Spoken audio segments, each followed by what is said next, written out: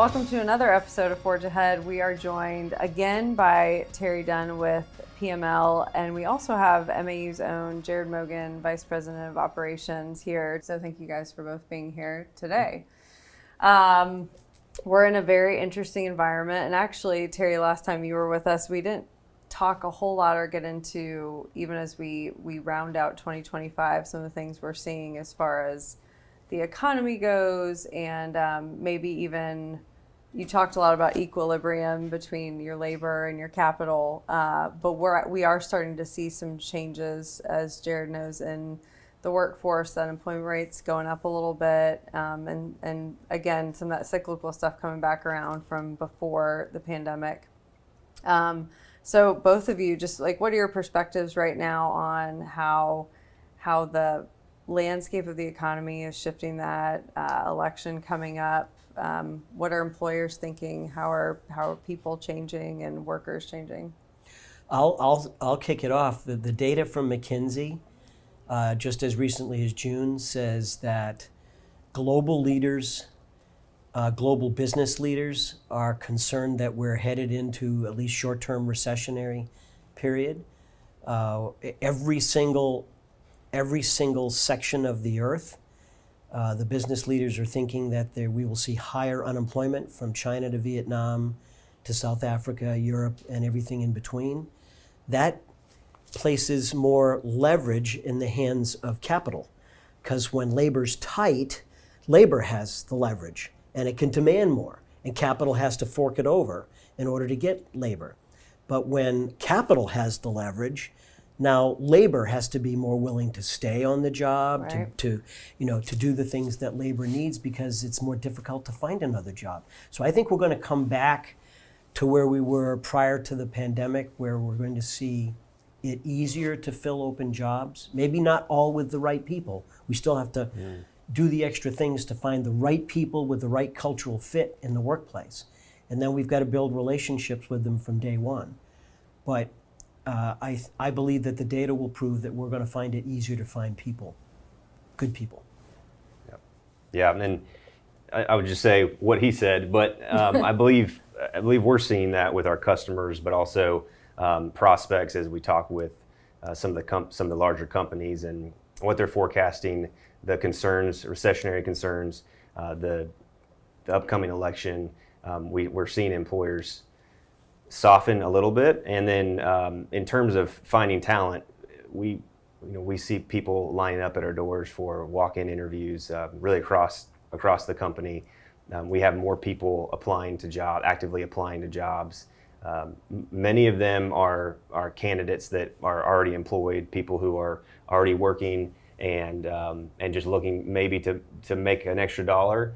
And we're seeing the companies maybe not forking over those extra dollars quite as much. In terms of the global economy and what's happening, even some of the excitement around AI and around EVs, the shift towards electrification, all of that is starting to slow down a little bit. We are seeing some companies that are supporting AI look at expansion and growth, but it's slower, and in some cases being pushed out compared to the original plans. And so all of that goes right back to what you said, is that employers have more leverage, and the workforce and the job seekers are plentiful, and what we're seeing are more plentiful than they were 2 or 3 years ago, in the sense that they have more of a leg up, or they don't have as much of a leg up that they did in terms of finding those opportunities that maybe pay more, or for a better chance, better opportunity. GirlUp and Pew are they've both published research that indicates that we've never seen a greater sense of polarization among business people. I mean, we tend to think of polarization in terms of the political climate, and yes, right, we certainly have that, but we also have it in the business climate. And when I saw the data from June in McKinsey's Global Economic Outlook, there was no more polarization of business leaders than in North America, than any place else on the planet. So you're talking about among leaders themselves? Business leaders. Across industries? Yes. And North America has the greatest sense of risk about recession, the greatest sense of risk from opposing political and policy initiatives. Every single business leader that I saw in the McKinsey report pretty much said that the biggest difference in our economy is going to be trade policy. And who drives trade policy but politicians? And their greatest worry outside from the differences in political and policy positions is the transition within our own government. That's causing a tremendous amount of concern and uncertainty among business people. I guess I have to say I feel it. You'd have to be kind of living underneath a rock to not feel it, but I think it's having an effect on our economy. Well, and we hear it. And what you're suggesting is that there's a concern or uncertainty about the election that in some cases is maybe pitting leaders up against each other because of the political uncertainty. But there are very real signs of some softening. We work with every single segment in the Fortune 1000. And if I could point out a bell cow for what we see as softening is those people that are in the box making business. I don't have to name their names. I mean, there's a who's who of them on the web. Their business is soft. And that says to me that e-commerce is softer, that people aren't buying as many products and having them shipped, that manufacturers aren't requiring as many goods to come in via box, because that's how they travel. So I mean, that's kind of like an early warning sign for me. It's not the automobile industry. The automobile industry always becomes a very visible bellwether when things get really soft. People don't buy cars. Certainly don't buy new cars, they buy used cars. And what the economists are saying is that all the indicators are pointed to short-term recessionary times, higher unemployment, more instability and uncertainty. So none of us are economists here, although Terry, you have a wealth of knowledge on all these things, way more than myself. But at the end of the day, if there is a recessionary period, that will come out of that. And assuming most of the companies that both we MAU work with or you work with, Terry, want to still be in business out of it, what from a talent standpoint, from a culture standpoint, what's important right now? Where should they prioritize to maintain some level of trust among their workforce, even profitability? What's important? What should be important? Well, I could tell you what I know some of our clients have said to us. The people who are masters at building tires and automobiles and planes and all the other things that we use in our world, those people who are really good at what they do, there'll always be room for them. There will always be room for those people. And those companies want to make sure that they create a work environment where those people want to stay in tough times so that they don't lose those core critical skills and have to rebuild them when the market starts to come back. Because in our experience, the market comes back in shorter cycles and faster than ever before. So companies they need to retain critical talent to be ready. They can't just let it all go. To me, that says you ought to have a part of your workforce that has some flexibility to it. That you have the ability to increase or decrease if you need in order to keep your key talent there on the job. It's part of, the buzzword during during the pandemic was resilience. That's how often have we talked about that word? I mean, it's practically overused, but a resilient business leader will prepare in good times for the bad times. Right. And the same resilient business leader will prepare for the bad times in good times. You always have a plan for what you need to do if you need to collapse your company quickly. I've been in some of those big collapses. They're chaotic, they're messy. People feel like nobody's going to end up being, employed at the end of the day. But what I've always said throughout my career is there will always be room, even in a business that is collapsing in size, because of market conditions, there will always be room for the best people. If you're one of those best people, you don't ever have to worry. because there'll be room for you in that company or another company just like it. Yeah. And I've lived through those periods. So What I say be the best you can be. yeah. You said something interesting. You were referencing the various manufacturers. They're really good at building planes, really good at building automobiles, consumer goods, etc. One thing that they may not always be the best at is having you said it a moment ago, having a culture of caring and concern. They're good at, again, building an automobile, running an efficient process. And what we find is that many of our customers bring us in to help with not only that flexibility, but also to have a focus on a very core operation in building a culture and caring for the workforce, but also bringing in this non-core operation of recruiting and bringing in that talent, maybe even in a downturn, maybe even in a time of collapse. And so what is during a time, a recessionary period, during a time of collapse, it's a test for those employers. Have they established a workforce model or models that allow for that flexibility? But through that time, especially when you think about Gen Z, for example, who really is focused on a career progression and development and training, how they're treated during a downturn will say a lot about whether or not they're going to be interested in you when you have the uptick, and really interested in you for the future with the other employers. So I think during that time, it's a test for employers, it's a test for leadership.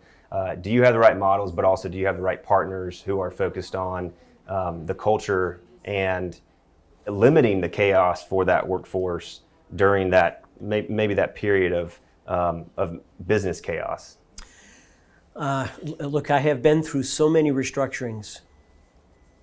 I think the worst period in any company's history during a restructuring is when you know you've got to take out cost, you know you've got to reduce the size of your footprint, you know you have to reduce the size of your labor profile. Look, let's just be honest. In every manufacturing business, costs walk.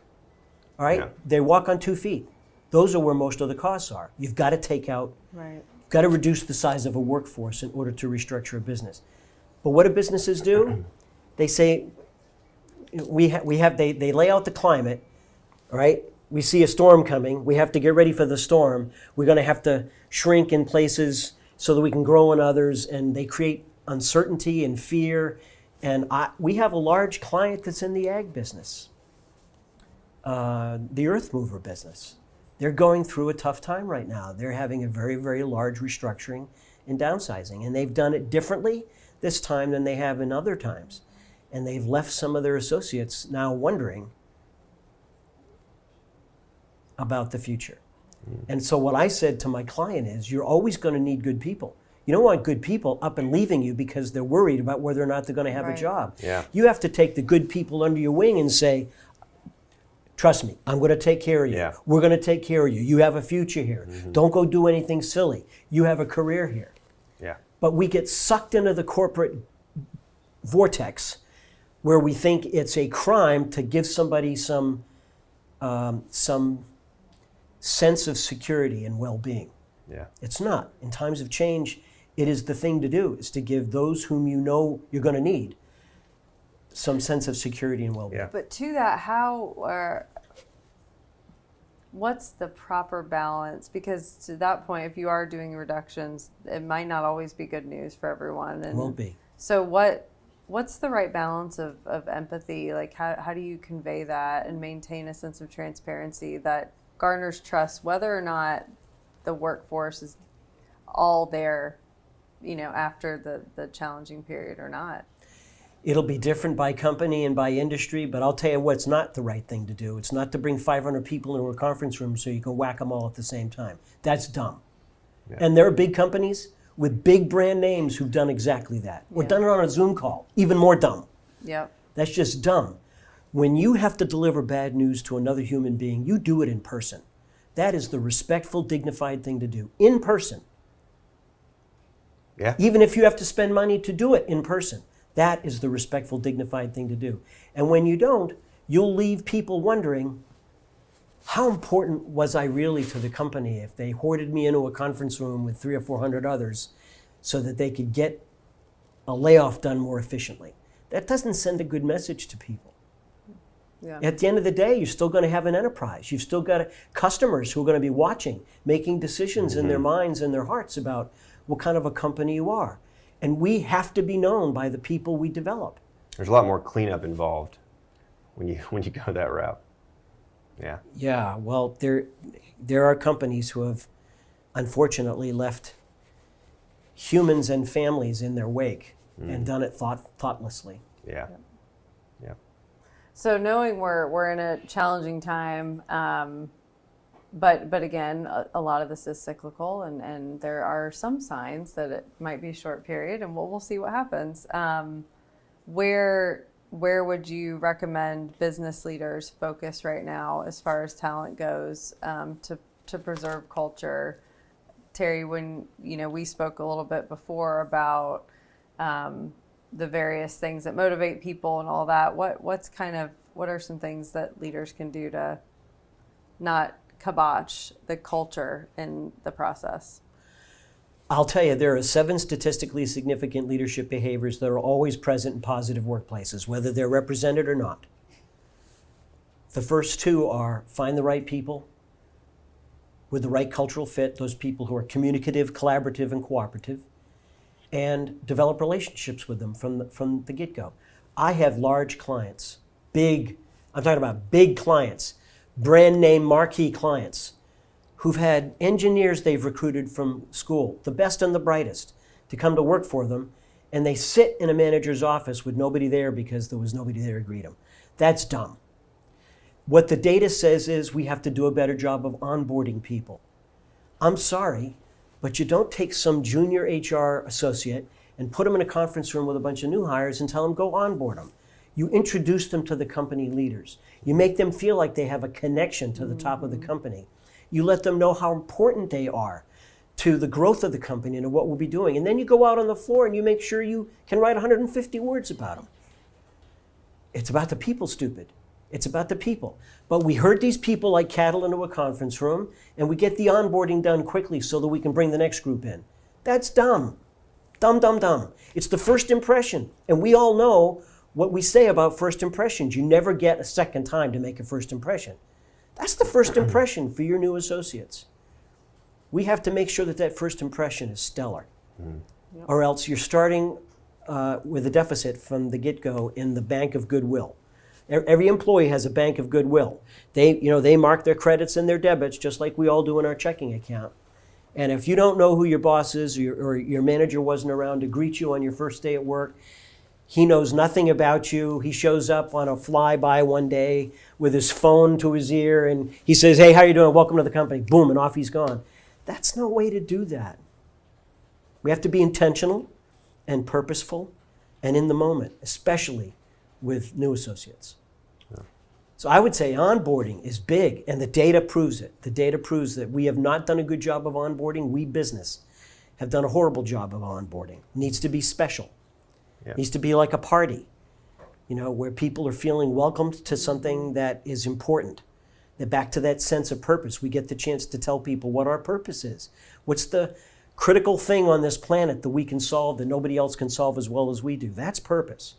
And when you can get people emotionally connected to the purpose of your company and the care and concern that you show for them, you hook them. They're connected. They don't leave. They stay. They develop friends on the job, and they're more engaged and productive. They have a better sense of well-being. It's all interconnected. Yeah. And I think what you said, as I was thinking about some of the things you just said, it really just goes back to how do you want to be treated? Really, any individual, just look inside and reflect on the things that made you excited, not just at work, but anywhere. What got you excited? What relationships do you look at and say, man, I really value that relationship, and why do I value that relationship? I think when you do that, there are some key characteristics, traits, personalities about those individuals, about the way you were treated, experiences, memories that you have those are the things that employers can really lean into. And I would say it does take a lot of work and discipline, but fairly easily lean into those things in the onboarding process, and furthermore throughout the lifetime of their employees. And I believe those employers can really stand out. And just simply reflect, how are you treated in any environment that really made you feel special, made you feel valued and a part of something bigger than yourself? And I think that speaks for itself. We tell all of our clients, every one of the first line supervisors that we get access to, you should have an Excel spreadsheet. On the vertical axis are all the names of your associates. And on the horizontal axis are all of the dates and things that you did to accommodate a need that they had that you've completely forgotten about. Right. But when you need to have that conversation with Joe Snuffy, you can go back and say, Joe, remember when you you asked me if you could come to work a half an hour later because Mama was sick and you needed to take your young son to daycare? Yeah. And I said, sure, no problem. You can stay an extra half an hour afterwards, no problem. Those kinds of things that we do for people, we tend to forget. And it's in moments of crisis when we need to help people remember that we really do care about them and we really did do the things that they expect of us. Yeah. But we forget about them. It's just like any other relationship. It's it's funny. You think about marriage and the bank analogy of the deposits and withdrawals, yes, and yes. but it's the same. I mean, Elena talked about marriage. it's the same thing.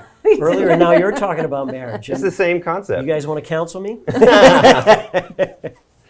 It is. It's exactly that. And it's funny how that analogy can be true for any relationship, but how specifically true it is in an employment relationship, because I mean, those are the things that stand out. And as I talk about people, let's just talk about MAU's cultures. I talk about people who are with the company for decades. They can point back to times in their first few months of employment, 20 years ago, where something happened, and this is just one incident. Something happened, and it was a significant enough deposit that they are still talking about today. And I think those are the things that really help employers stand out from a culture standpoint.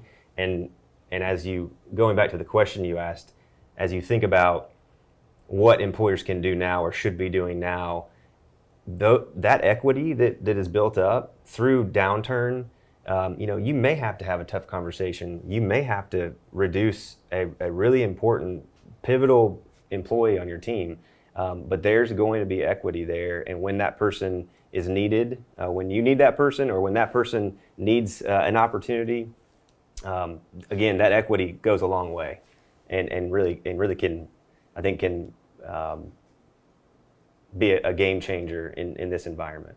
It's the conscious effort that everybody needs to be constantly reminded of when being pushed for productivity and more this and more that, remembering it's about the people. Yeah. The founder of PML always said, and we still say it, do unto others as they would do unto themselves.